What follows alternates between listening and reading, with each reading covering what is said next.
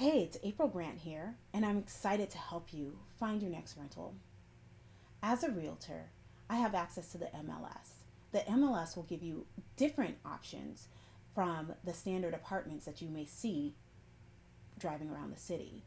The benefit of that is that gives you more opportunity to find the perfect place. However, the downside of that is you also have competition with other realtors and other people who are also using a realtor to go to this through this process.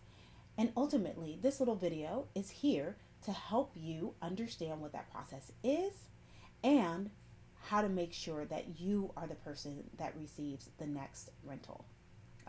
You're the person who wins the process. So, there are a couple of things that we want you to have ready to go before we even get started looking. And the reason for this is the same reason you would be for having buying a house. The more prepared you are, the more likely you're actually going to be able to be that person that the seller or leaser chooses because they see that you're serious about this process, right? So, you need a rental application.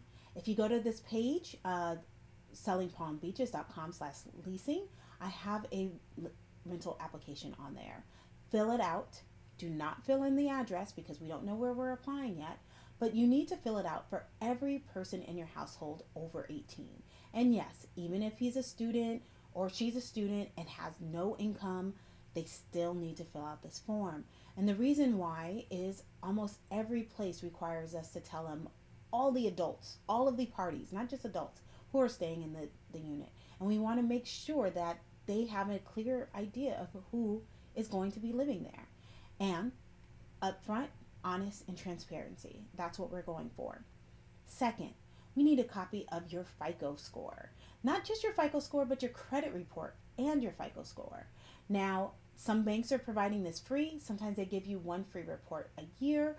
So you can also go to annualcreditreport.com, which provides you with your credit report and without the FICO score, and then you pay for your FICO score. Or you can go to freecreditreport.com, which actually is a subscription service, and free credit report is a misnomer. And you pay for this subscription, get your credit report, and cancel this subscription if that's what you want to do. But ultimately, we want to see what's on this credit report. That's the key. We want to see what has been reported. If you are unaware, there are actually three credit reporting agencies: Experian, Equifax, and TransUnion. And all three of those credit reporting agencies report different things. Your creditors choose to report to whatever credit agency they want. Sometimes they report to all three, and sometimes they only report to one. So we want to really kind of see all of it because we have no idea what the ultimate what ultimately the landlord is going to look at, because we are going to pull a credit report for ourselves for our own knowledge, right? And that does not affect your credit report, their credit score, but they're going to want to pull it, and we don't know which of the three companies they use. So we want to see what's on all three of your credit reports. Now, of course, this is again up to you, and being prepared. So you need that, and then you need proof of funds. So most places require you make at least 3 times the amount of rent per month. So if the apartment or home that you're looking for is $1,000 a month, they typically want to make sure that they see that you are making $3,000 a month.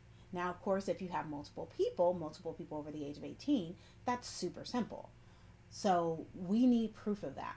So you can do several things. You can use your W-2s, you can use paycheck stubs, or you can use your actual bank account. Now, your bank account can work, but make sure you redact or remove, black out all of your personal charges. They don't need to see what you're spending your money on. They just need to see how much you make. So if there's any way you can get kind of a screenshot of your bank account statement with your name has to be on it, with the income, the deposits made, if you have like direct deposit. Now, depending on the place, it's anywhere between 2 and 6 months prior. I tried to go farther up to 6 months, because especially when you're competing, it's easier to have more information than less, right? It's easier to have the 6 months if you need it, and then if you don't end up needing it, then you can cut it down to less. We only provide what they actually ask for. Then we can start our process. So once we figure out what those parameters are, we can actually sit there and talk about what you actually want, because then that'll also determine how much you can afford. Because if you're at 3,000, really you're maxed out at $1,000 a month, and the options for $1,000 a month are a lot different than they are for 2,000 or 1,500. So then we can have that conversation, and feel free to reach out to me for any questions, text or call.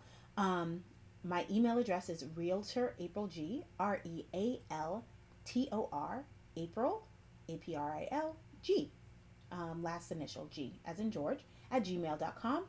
Or you can call or text me at 310-849-3708. Look forward to hearing from you.